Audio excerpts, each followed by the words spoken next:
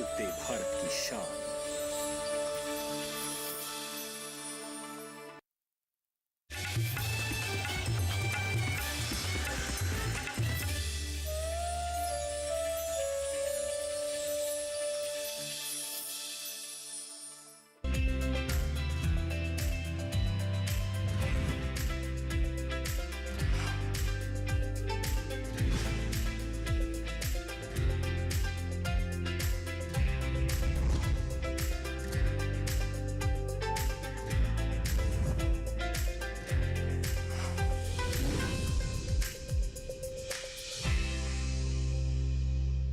नमस्कार, आप देख रहे हैं दूरदर्शन किसान।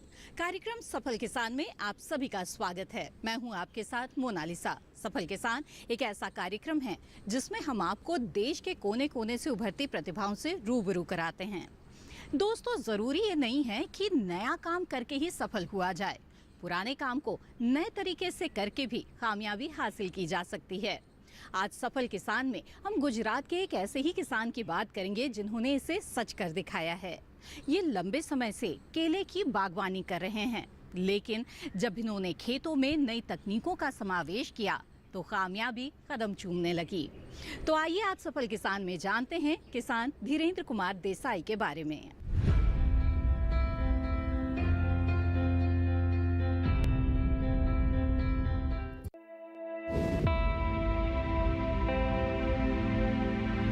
धीरेन्द्र देसाई पेशे से भले ही किसान हो, मगर उनका दिमाग बिजनेसमैन की तरह ही काम करता है। इसी दिमाग की बदौलत आज कृषि क्षेत्र में उनका नाम सम्मान के साथ लिया जाता है। धीरेन्द्र का गांव पथरा गुजरात के भरूच जिले में पड़ता है। इन्होंने 1991 में केले की खेती शुरू की थी। ये वो समय था जब इतनी ज्यादा तकनीक विकसित नहीं हुई थी और लोग पुराने तरीकों से ही खेती किया करते थे। प्रचलित फसलों की जगह केले को चुनना ये बताता है कि धीरेन्द्र खेती बाड़ी में कुछ करने के लिए आए हैं। वो किसान परिवार से ही है। इनके पिता भी खेती ही किया करते थे। जब इन्होंने केला उगाना शुरू किया तब इनकी उम्र सिर्फ 18 साल थी। मैंने सन 1991 से केले की खेती की शुरुआत की। उस टाइम पे हमारे गांव में ना तो कोई ड्रिप इरिगेशन था, ना कोई टिश्यू कल्चर टेक्नोलॉजी थी, ना कोई मॉडर्न टेक्नोलॉजी जो खेती के लिए आज जो हम यूज करें वो नहीं थी। गुजरात के दक्षिण में बसे भरूच जिले को नर्मदा का वरदान प्राप्त है। इसका पानी खेतों को सूखने नहीं देता, पर समस्या तब आती है जब नदी रौद्र रूप धारण कर लेती है। नर्मदा के तट पर बसा होने के कारण भरूच जिला इस रौद्र रूप का शिकार हो जाता था। धीरेन्द्र देसाई का गांव भी बाढ़ की चपेट में आता रहता था और किसानों की सारी मेहनत पर पानी फिर जाता था। इस समस्या से मुक्ति सरदार सरोवर बांध ने दिलाई। जब 1991 में हमने जब केले की फसल की शुरुआत की तब तो हमारे यहाँ बहुत बार बाढ़ आ रहा था हर साल गाँव, क्योंकि मेरा गांव नर्मदा नदी के किनारे पे है। जब ये सरदार डैम वो हिसाब से पानी अभी डैम के हिसाब से स्टोरेज होने लगा तो बाकी जो हमारे यहाँ आती थी वो पूरा एक हिस्ट्री बन गया, भूतकाल बन गया। अब बाढ़ आने का कोई चांसेस बहुत कम हो गया। तो पहले तो ये हमारे को बहुत सबसे जो बेनिफिट वाला पॉइंट है वही है कि भाई बाढ़ नहीं आती है तो हमारी फसल साल भर अच्छी रहती है। उस टाइम न तो हमारे पास मोबाइल था, ना कोई नेट बैंकिंग था, ना कोई डिजिटल पेमेंट का जमाना था। तो हम केला बेचने के लिए पूरे इंडिया में जाते थे। दिल्ली से लेकर राजस्थान, बंबई से लेकर हरियाणा तक जाते थे। तो हमें को जब वो केले का ऑर्डर लेने का है तो भी फोन करने के लिए यहाँ से 35 किलोमीटर दूर जगह जाना पड़ रहा। वहाँ एसडीपीसी पे जाते थे और वहां से फोन करते तब हमारा ऑर्डर होता है। और गाड़ी लेने के लिए हमें अंकलेश्वर जाना पड़ रहा है। ट्रांसपोर्ट जो केले का लोडिंग के लिए जो गाड़ी है उसको लेने के लिए अंकलेश्वर जाना है, यहाँ से 55 किलोमीटर दूर। शुरुआती 10-12 साल तक धीरेन्द्र ने पुरानी विधि से ही खेती की। 2002 के बाद इन्हें नई तकनीक के बारे में जानने का मौका मिला। टिश्यू कल्चर, ड्रिप इरिगेशन और घुलनशील उर्वरक। धीरेन्द्र सिर्फ 10वीं तक पढ़े हैं, लेकिन उन्हें इस बात का अंदाजा था कि आने वाला समय नई तकनीक का है। अगर इसे नहीं अपनाएंगे तो पीछे रह जाएंगे। यही वजह है कि इन्होंने सभी नई तकनीकियों को हाथों हाथ लिया। ये ऐसी तकनीकियाँ थी जो धीरेन्द्र की खेती को पूरी तरह बदलने जा रही थी। सबसे ज्यादा असर उत्पादन और गुणवत्ता पर पड़ा। केले की फसल आमतौर पर 14 महीने में तैयार होती है। इस हिसाब से 3 फसल लेने के लिए 42 महीने का समय चाहिए। धीरेन्द्र 26 महीने में ही 3 फसल ले लेते हैं। जब हम केला लगाते तो एक केले की गांठ आती, उसमें से हम केला का पौधा बना के हम उसको यूज करते थे और उसमें से हम उसका हार्वेस्टिंग करते थे।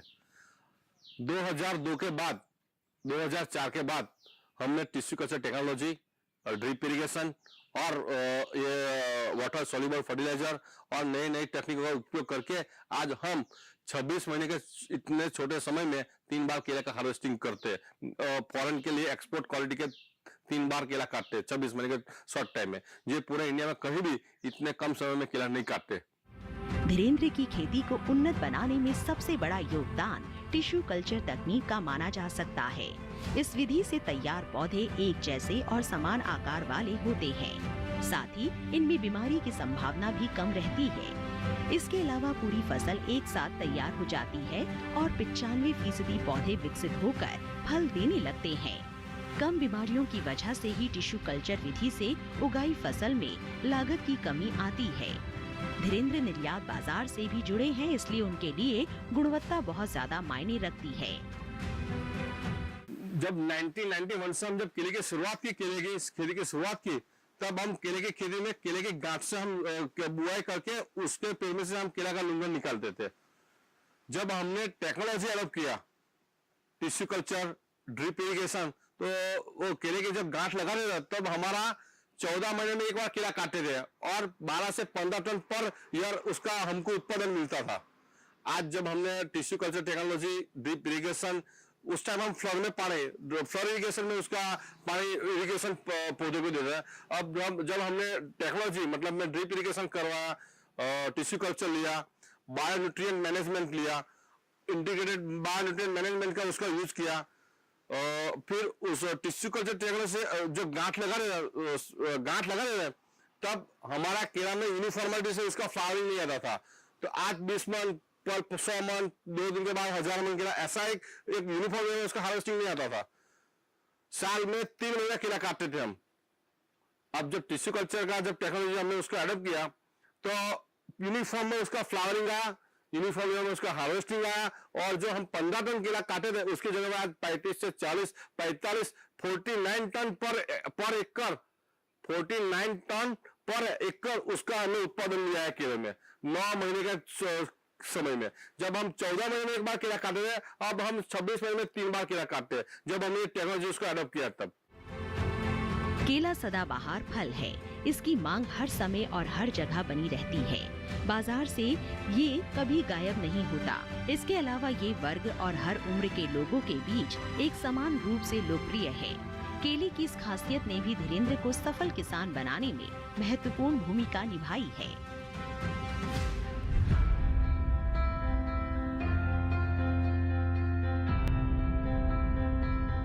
धीरेन्द्र के खेतों में उगा केला दूसरे देशों को भी एक्सपोर्ट किया जाता है। एक्सपोर्ट के लिए बेहतर गुणवत्ता की उपज चाहिए। अच्छी गुणवत्ता बनाए रखने के लिए धीरेन्द्र क्या करते हैं, आइए उन्हीं से जानते हैं।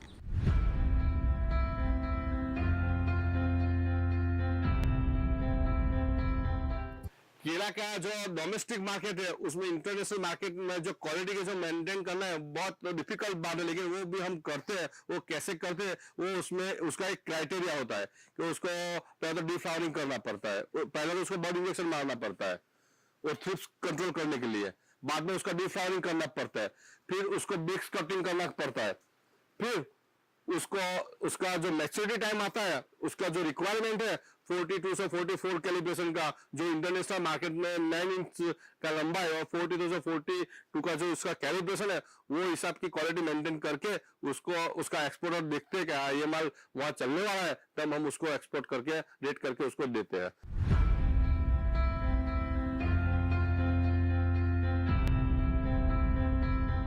कार्यक्रम सफल किसान में वक्त हो चला है एक छोटे से ब्रेक का।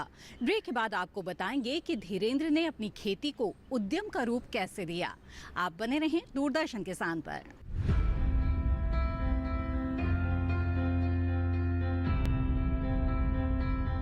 रोज सब्जी का स्वाद बढ़ाए और घर वालों का प्यार पाए। गोल्डी सब्जी मसाले। जहाँ जाए स्वादिष्ट बनाए गोल्डी मसाले।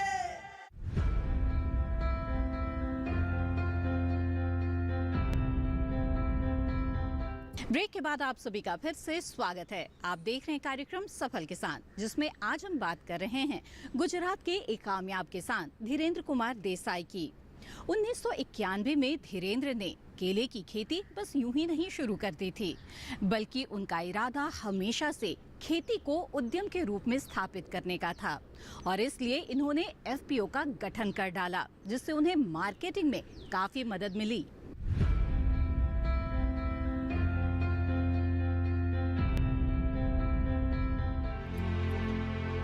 एफपीओ यानी किसान उत्पादक संगठन एक कंपनी की तरह है, जिसके मालिक किसान ही होते हैं। एफपीओ से जुड़ने के बाद किसानों को सस्ते दामों पर बीज, खाद, उर्वरक, कीटनाशक, machinery, green house, poly house, कृषि तकनीक, मार्केट लिंकेज, ट्रेनिंग, नेटवर्किंग, आर्थिक मदद और तकनीकी सहयोग उपलब्ध करवाया जाता है, ताकि वो खेती में बिना रुकावट बेहतर प्रदर्शन कर सके। इसके अलावा सरकार की ओर से आर्थिक सहायता दी जाती है। धीरेन्द्र ने भी 350 किसानों को साथ लेकर एक एफपीओ तैयार किया है। केले के मार्केटिंग के लिए हम 1991 से हमने एक फार्मर प्रोड्यूसर ऑर्गेनाइजेशन बनाया था। उसके माध्यम से हम 300 से 350 किसान लोग उसमें जुड़े हुए थे और वो पूरा 350 जैसे किसानों का माल के बेचने के लिए हम पूरे इंडिया में दिल्ली की हजारपुर मंडी से लेके बम्बई का बाईकल्ला में केला मार्केट से लेके पंजाब, हरियाणा, राजस्थान सब जगह पे हम केला बेचने गए थे और जाते थे।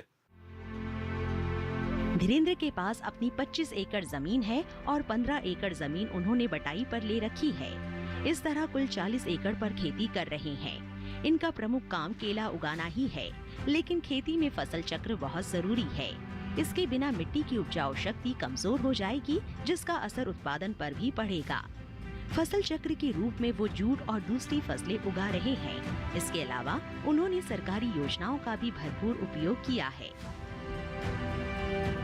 मेरी एग्रीकल्चर प्रैक्टिस में मेरे साथ 15 से 20 आदमी लोग रोज को मैं रोजगार देता हूँ और मेरा जो विचार, मेरी जो टेक्नोलॉजी है, उसके साथ मेरे एरिया के बहुत सारे किसान, थाउजेंड ऑफ किसान जुड़े हैं। साथ में गुजरात के अलावा महाराष्ट्र, मध्य प्रदेश, लखीमपुर, गाजियाबाद के भी किसान लोग मेरे साथ फोन पे संपर्क करके केले की फसल के बारे में मेरे पास से मार्गदर्शन लेते हैं और उसको इम्प्लीमेंट करके उसको भी एक अच्छा उत्पादन ले रहे हैं।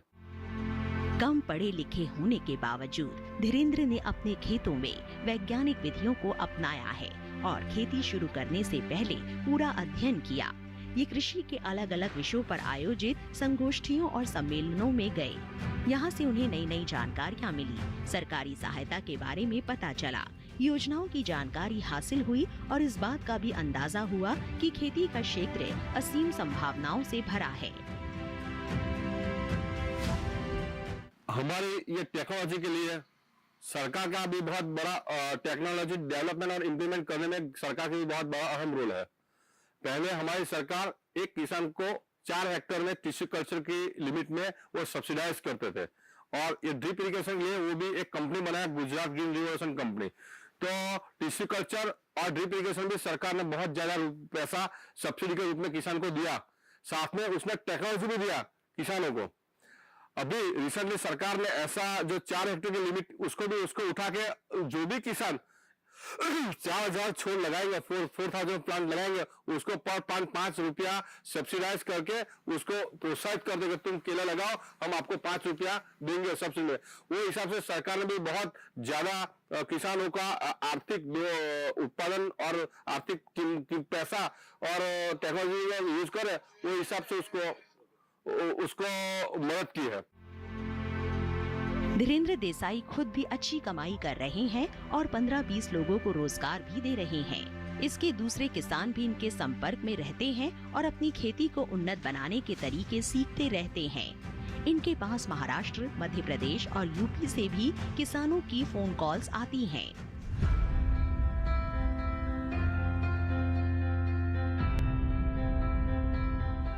खेती पर रसायनों के बढ़ते दुष्प्रभावों के कारण आजकल जैविक और प्राकृतिक खेती पर बहुत ज्यादा जोर दिया जा रहा है। धीरेन्द्र भी अपने केले के बागान में जैविक तरीके ही अपना रहे हैं। आइए देखते हैं किस तरह से करते हैं वो केले की जैविक खेती।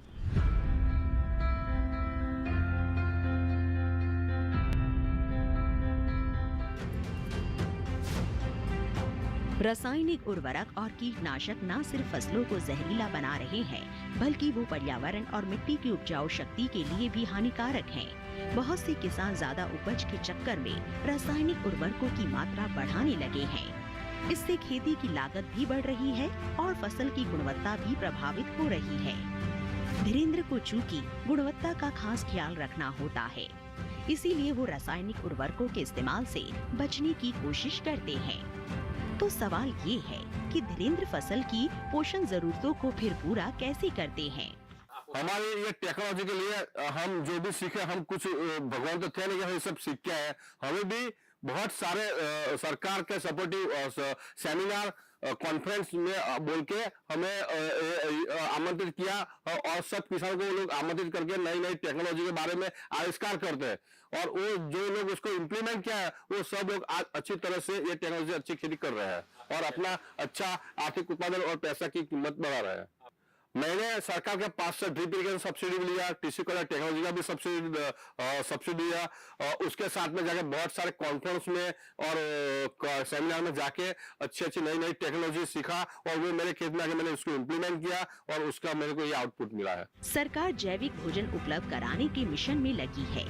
इस तरह हम कह सकते हैं धीरेन्द्र जैसे किसान इस मिशन को पूरा करने में योगदान दे रहे हैं। वैसे भी टिश्यू कल्चर विधि में कीट और बीमारियां कम लगती हैं, इसलिए धीरेन्द्र के लिए जैविक खेती थोड़ी आसान है।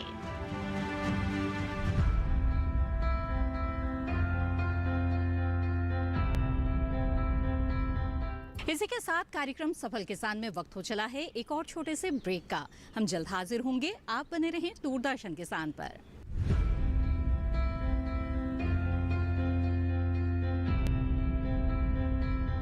रोज सब्जी का स्वाद बढ़ाए और घर वालों का प्यार पाए। गोल्डी सब्जी मसाले। जहाँ जाए रिश्ते बनाए गोल्डी मसाले।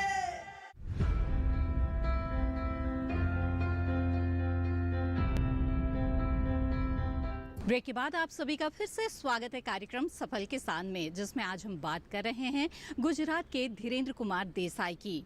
आइए जानते हैं कि धीरेन्द्र की सफलता में नवसारी कृषि विश्वविद्यालय की कितनी अहम भूमिका रही और कैसे इनके साथ से इन्होंने अपनी खेती में नई तकनीकों का समावेश किया, जिसके कारण और इनकी प्रगतिशीलता के कारण उन्हें कई पुरस्कारों से भी सम्मानित किया जा चुका है।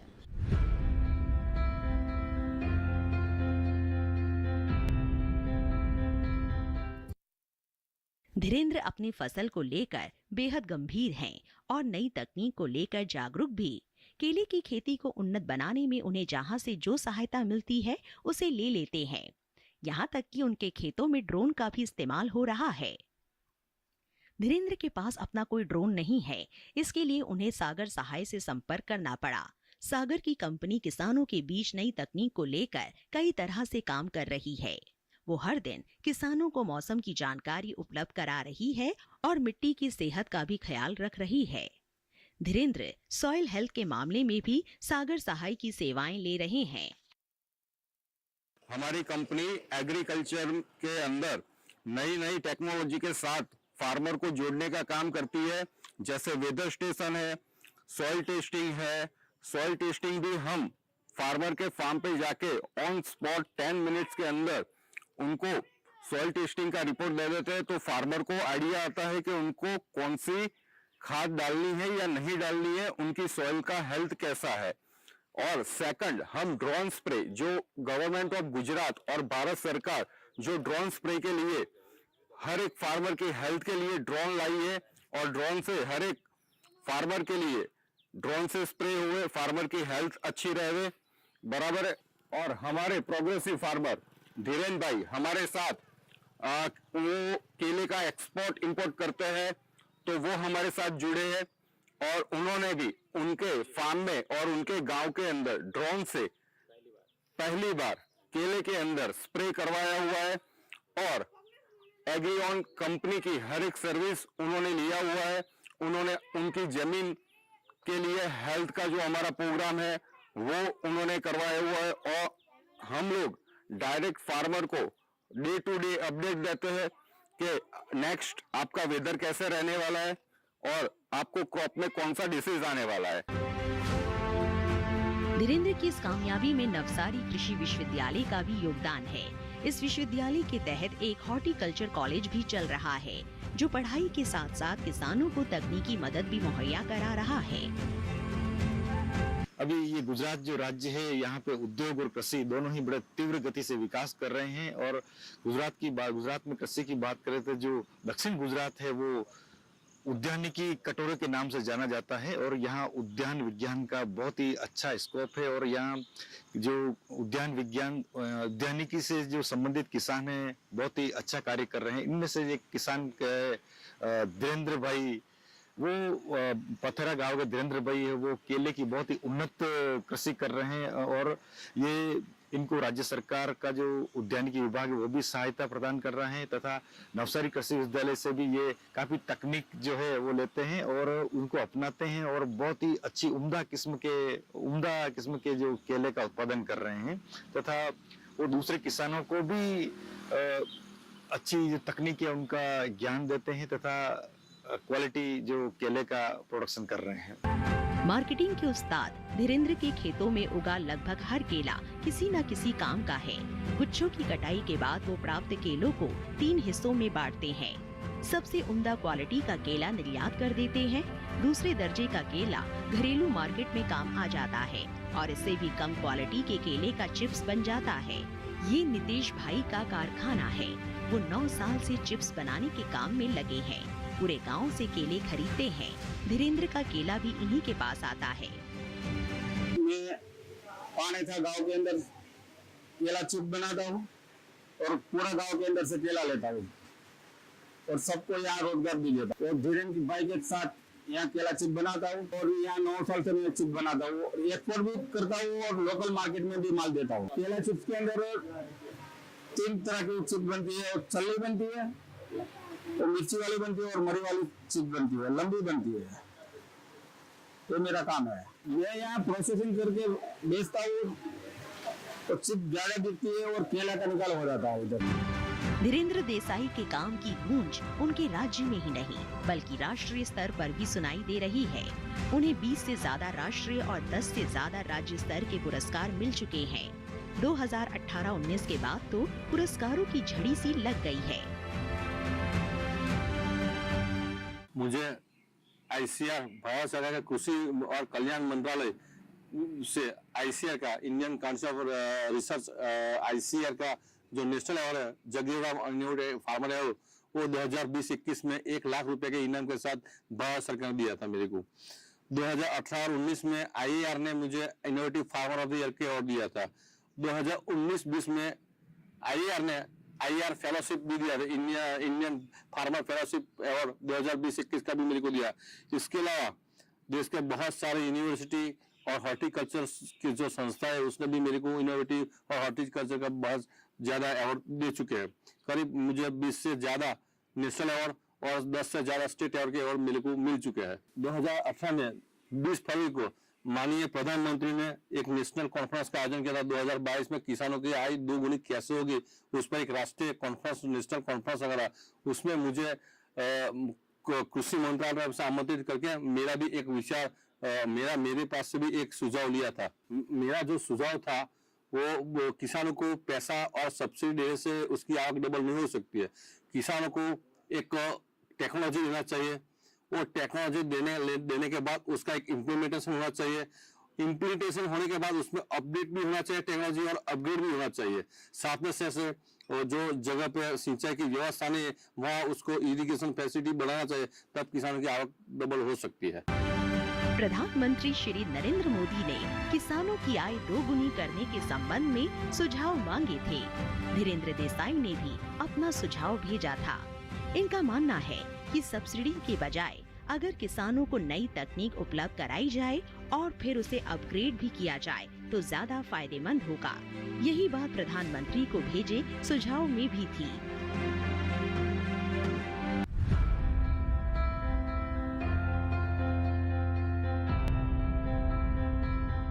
अक्सर कहा जाता है कि गुजरात के लोग कारोबारी सोच के होते हैं और इसी सोच के तहत धीरेन्द्र कुमार देसाई ने कृषि क्षेत्र को भी एक उद्यम का रूप दे दिया और इसमें जिस तरह की कामयाबी उन्होंने हासिल की, हमें उम्मीद है कि इससे दूसरे किसानों को भी प्रेरणा मिलेगी। हमें उम्मीद है कि सफल किसान का आज का ये कार्यक्रम आपको जरूर पसंद आया होगा। इस कार्यक्रम के बारे में अपने विचार आप हमारे साथ जरूर साझा करें। आप हमें ईमेल भेज सकते हैं। ईमेल आईडी है safalkisan@gmail.com। आप चाहें तो हमें पत्र भी लिख सकते हैं। हमारा पता है सफल किसान, कमरा नंबर 77, CPC दूरदर्शन, खेलगांव, नई दिल्ली 110049। इसी के साथ सफल किसान की आज की कड़ी में बस इतना ही। दीजिए इजाजत। नमस्कार।